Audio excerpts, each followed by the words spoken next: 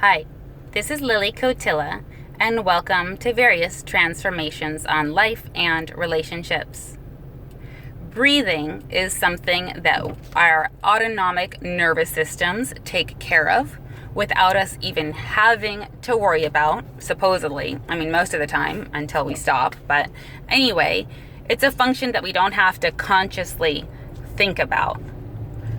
Luckily, because there are lots of things that we have to be occupied with in order to have memory. So that's what we're taught about breathing. I would suggest that conscious breathing is very important to pay attention to and on a regular basis. Speaking of which, because the breathing that we often do autonomically is short and shallow and remains diaphragmatically north within our pleural sacs of our lungs. Just a quick bio background. On the left side of your thoracic cavity, you have 2 lobes because your heart occupies the space of the remaining third lobe. On the right side of your body, you have 3 lobes of your lungs because your heart is not located on that side.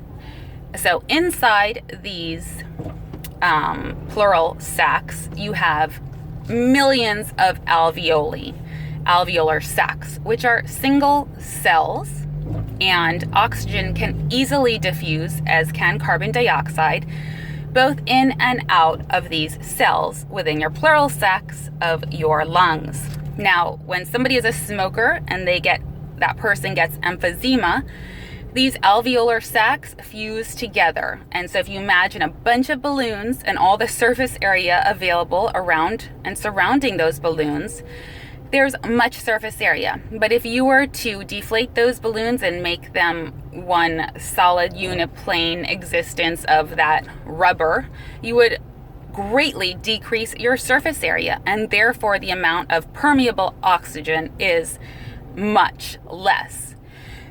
That's just a quick bio background. So back to the bigger breathing, which I'll do right now, includes bringing the oxygen down into your abdominal area and really expanding it and letting it go, not controlling the release of breath, but and even adding a sound to it to bring yourself into your body. We are so caught in our heads and talking and communicating and thinking that we really, beyond the autonomic breath work, need to consciously breathe ourselves deeper into being. Furthermore, so just remember that, because it causes a state of relaxation in the body, and literally the muscles enter less of a contracted state with breath work. The reason why I gave you a little bit of a biology background is because in terms of our elimination processes of the body, beyond urination and defecation, our exhalation and respiration, our breathing, is primarily responsible for cleansing our body and eliminating toxins. Our exhales eliminate more toxins than sweat, and using the bathroom. So this is why breath work is so important beyond just the innate breathing. The more you oxygenate your body and your blood, the more you create higher pH levels. The pH level of 8 is what kills off cancer cells.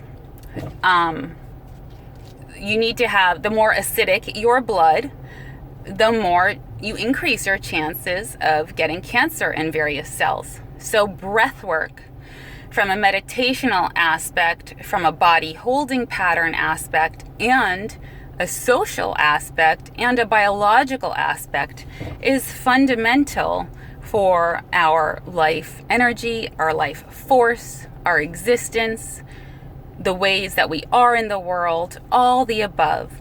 So while breathing is a conscious thing, I cannot emphasize enough the importance of conscious breath work.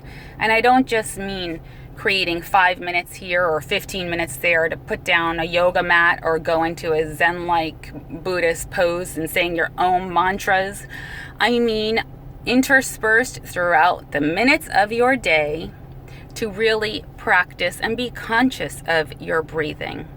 It will help you in more ways than you can imagine to transform your life.